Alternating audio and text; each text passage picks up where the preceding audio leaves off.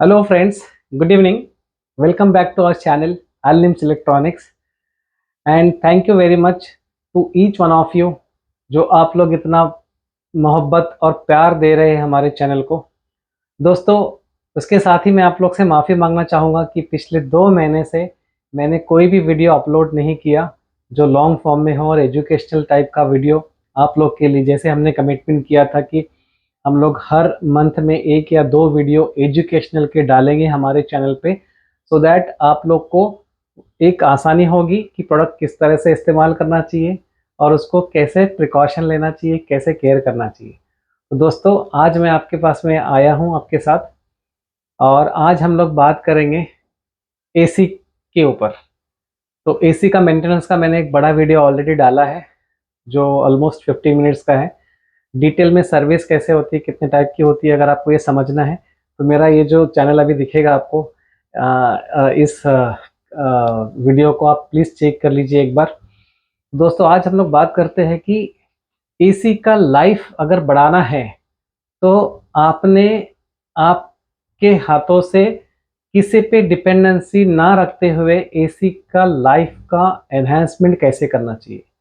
अगर आप AC use कर रहे हो, अब कोई बहुत से लोग रात में 8 घंटा इस्तेमाल करते हैं, कुछ लोग डे में भी यूज़ करते हैं, तो जितना आपका एसी का यूजेस होगा उतना ही उसको सर्विसेज और मेंटेनेंस की ज़रूरत ज़्यादा होती है। तो इररिस्पेक्टिव ऑफ योर यूजेस, अगर ज़्यादा यूजेस है या कम यूजेस है, किसी भी सिनारियो में अगर आप एसी को प्रॉपरली मेंटेन करते हैं तो आपके एसी में 1 रुपये का भी खर्चा नहीं आएगा। सिर्फ कुछ बेसिक चीज़ें आपको करनी है जो आप खुद कर सकते हो, आपके सर्वेंट से करवा सकते हो। तो मेक इट अ हैबिट कि एटलीस्ट वीक में एक बार आपको आपके एसी का जो इंडोर यूनिट होता है, जो आपके बेडरूम में अंदर की साइड में लगा होता है स्प्लिट एसी में, तो उसको इंडोर बोलते हैं। जो अंदर की मशीन है उसको इंडोर बोलते हैं। उस मशीन को ओपन करके उसके अंदर की साइड में एक ग्रिल होते हैं, फिल्टर होता है, filter, air filter. Air filter को आपको खोलना है, ओपन करना है और उसको वॉश करना है। सिंपली कुछ नहीं करना है, वॉश करना है। और आपको खुद को पता चल जाएगा कि एक एक हफ्ते में अगर आप उस एयर फिल्टर की वॉशिंग और क्लीनिंग करते हैं, उसके बावजूद भी अगर डस्ट आ रही है उस फिल्टर में, तो आपको पता चलेगा कि आपके घर में डस्ट पार्टिकल, जो बेसिकली हमारी आंखों के लिए इनविजिबल होते हैं, लेकिन एसी जब चलता है तो वो पूरे डस्ट पार्टिकल खींच लेता है और आपको प्यूरिफाइड एयर देता है। तो एसी प्यूरिफिकेशन करने के लिए भी काम में आता है और आपको प्यूरिफाइड एयर आपको मिलता है अगर आप एसी में रहते हो और एसी यूज करते हो तो दोस्तों, अब उसको खोलना कैसे है? It is very easy. किसी भी कंपनी का एसी ले लीजिए, उसको एक राइट और लेफ्ट से उसको उठाना है, टिल्ट करना है। बेसिकली टिल्ट करते समय आप उसको थोड़ा प्यार से खोलिए, अदरवाइज वो ग्रिल, आपका फ्रंट ग्रिल जो है वो टूट जाएगा। तो उसको प्रिकॉशन लेके बड़े प्यार से उसको ओपन कर लीजिए। ओपन करने के बाद में उसमें एक लॉक होता है, उसको लिफ्ट कीजिए। लिफ्ट करने के बाद में आप उसको होल्ड कर सकते हो।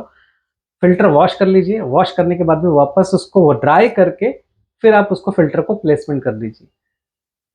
ये होने के बाद में आउटडोर जो है, आउटडोर में आपको जो बैक साइड से कंडेंसर कॉइल आता है, उस कंडेंसर कॉइल पे सिर्फ आप बैक साइड से जो रेडिएटर की तरह कंडेंसर कॉइल दिखता है उसके ऊपर पानी मारिए।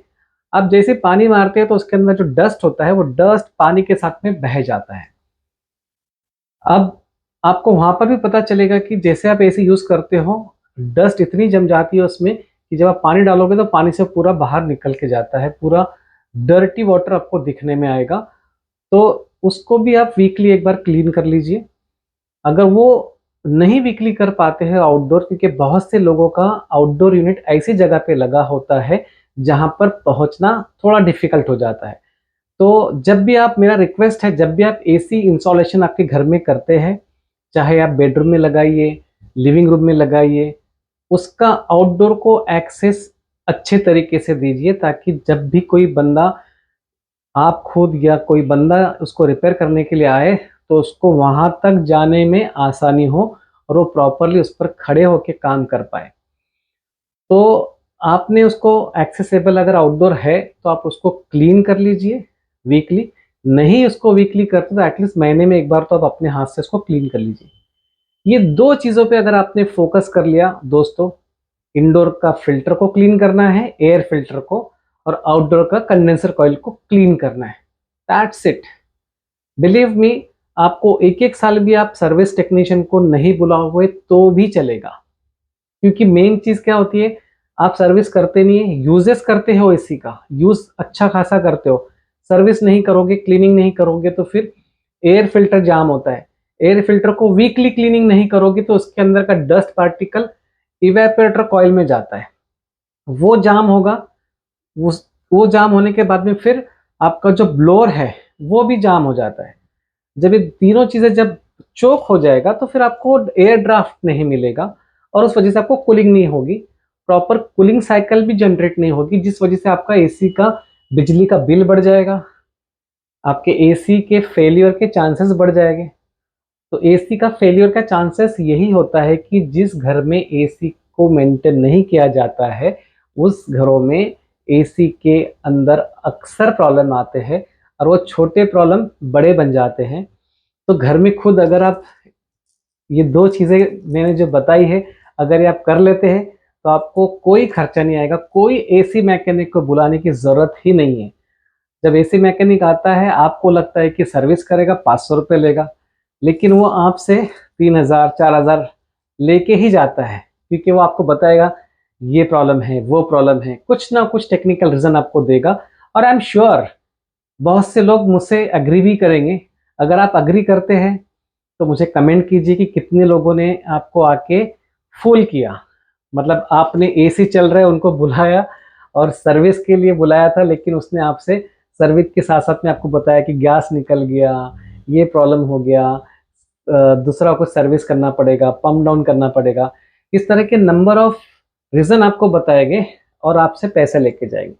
आई एम श्योर बहुत से लोगों को ये एक्सपीरियंस हुआ होगा और बहुत से लोगों को ये मिसगाइड कर जो लोग करते हैं वो इसके शिकार भी बने होंगे। तो दोस्तों जितने लोगों को लगता है कि हाँ हमारे साथ में ऐसा हुआ है तो नेक्स्ट टाइम के लिए प्लीज़ प्रिकॉशन लीजिए और अपने हाथों से खुद सर्विस कीजिए और इंडिपेंडेंट बनिए। DIY, डू इट योरसेल्फ, ये करके अपना पैसा बचाइए दोस्तों।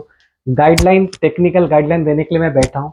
अगर आपको कुछ भी एसी में दिक्कत आती है, आपको मुझसे सवाल करना है या कोई भी टेक्निकल सजेशन मुझसे लेना है कि किसी पार्ट का क्या प्राइसिंग होता है या किसी टेक्नीशियन से आपने चेक करवाया है, उसके कुछ सिम्टम आपके पास है, मुझसे आपको सलाह मशवरा करना है, तो प्लीज़ मुझे कमेंट कीजिए और इस चैनल को सब्सक्राइब कीजिए।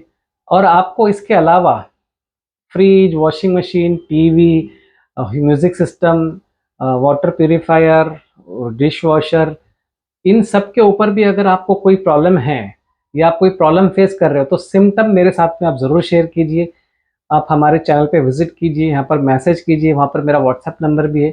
व्हाट्सएप पे मैं आपको रिप्लाई नहीं कर पाऊँगा, लेकिन मैं चैनल के जो कमेंट है वो हमेशा चेक करता हूँ और आपको individually I try to reply to each comment. तो दोस्तों कभी भी आपको तकलीफ़ है, कोई भी सवाल है, टेक्निकल सजेशन है, प्राइसिंग पूछना है आपको, आप मुझे डेफिनेटली कॉल कर सकते हो। सॉरी, कॉल मत कीजिए क्योंकि मैं सबके कॉल के जवाब नहीं दे पाऊँगा, लेकिन यस कमेंट को मैं ट्राई करूँगा कि हर किसी के कमेंट को मैं रीड करूँ और उसके ऊपर आपको रिप्लाई भी करूँ। और हमारे साइड से आपको जेन्युइन सपोर्ट भी मिलेगा। अगर आप मुंबई, थाने, नवी मुंबई में रहते हैं तो हमारे साइड से आपको टेक्नीशियन भी हम लोग भेजेंगे, वो भी कोई ज़बरदस्ती हमारे साइड से नहीं होगा। आपको लगता है कि नहीं आपको जो किसी और से आपने चेक करवाया वो बंदा फूल कर रहा है, तो आपको हमारे यहाँ से टेक्नीशियन चाहिए, हम हमारे यहाँ से टेक्नीशियन आपके पास भेजेंगे। पूरी पूरी तरीके का आपको हम लोग ट्रांसपेरेंसी रखेंगे, पहले कॉस्टिंग बताएंगे, फिर जब आप ओके करेंगे तो ही हम उसको रिपेयर करेंगे। और रहा सवाल हमसे नहीं करवाना है, सजेशन तो मैं फ्री में दे रहा हूँ आपको, तो सजेशन के लिए आप हमेशा मुझे कॉल कीजिए और हमें अपॉर्चुनिटी दीजिए कि हम आपको गाइड करें और आपके पैसे बचाएं। Thank you very much, have a good day, piece.